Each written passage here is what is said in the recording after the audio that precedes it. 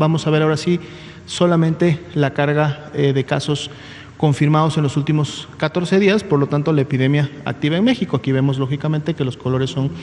más claros que los que veíamos en el primer mapa.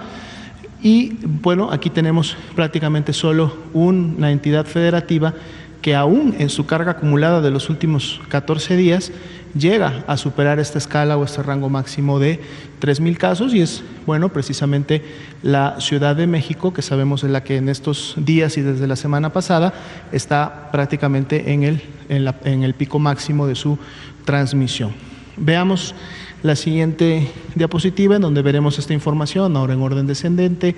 con los datos totales para cada una de las entidades federativas.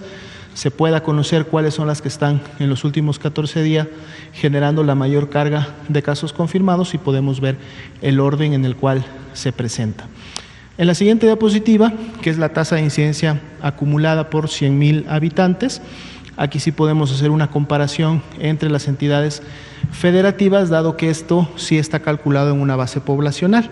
Esta incidencia nacional por 100,000 habitantes de 12.2, a su vez se distribuye y es mayor o menor en las entidades federativas, precisamente en comparación a la cantidad de personas que residen en esa entidad federativa. Por eso es más comparable este dato, y son precisamente las entidades que tienen los colores verdes más oscuros las que están teniendo en los últimos 14 días, es decir, además en la epidemia activa, pues la mayor carga de esta tasa, y por lo tanto eso evidencia que está habiendo mayor transmisión, mayor dispersión de la enfermedad en su territorio, en este caso en la entidad. Y esto va a ir cambiando en la medida, nuevamente como lo hemos comentado, como las entidades federativas vayan o saliendo de sus primeros picos epidémicos o entrando a los primeros como tal. La siguiente diapositiva es una diapositiva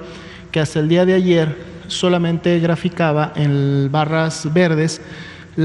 esta tasa de incidencia acumulada en los últimos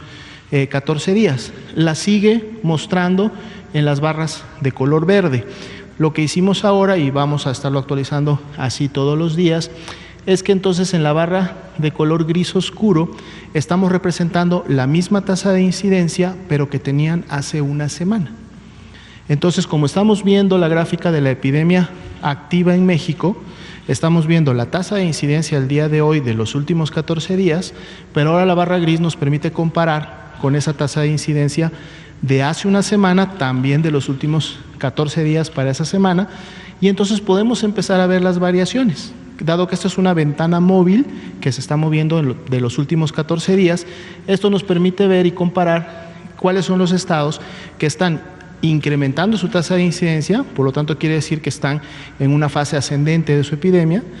qué estados que tienen las dos barras prácticamente similares, es decir, la de esta semana y la de la semana pasada, como ser, por ejemplo, Quintana Roo, Morelos, Tabasco, que tienen las barras prácticamente al mismo nivel. Quiere decir que hace una semana casi prácticamente tenían la misma tasa de incidencia esta semana, hablamos de una estabilización. Y cuando vemos que la barra verde es menor que la barra gris, que era la de la semana pasada, pues entonces estamos hablando que en la última semana los casos activos disminuyeron. O sea, es un estado que en comparación a la semana pasada ha disminuido su actividad, su transmisión de casos. Y entonces esto nos permite ver un poco en qué punto de la curva pudiéramos encontrarnos y ver si llegando a un punto empezamos nuevamente a subir o empezamos a tener o empezamos a bajar, y entonces lo podemos ver. Dábamos, por ejemplo, ahorita el ejemplo de Quintana Roo, en donde vemos que prácticamente las barras están similares, al igual que Morelos. Podemos identificar también en esa misma situación prácticamente al estado de Oaxaca y al estado de Tabasco, aunque inclusive en el estado de Tabasco podemos ver cómo la tasa de incidencia de hace una semana era un poco mayor que esta, lo que quiere decir que en una semana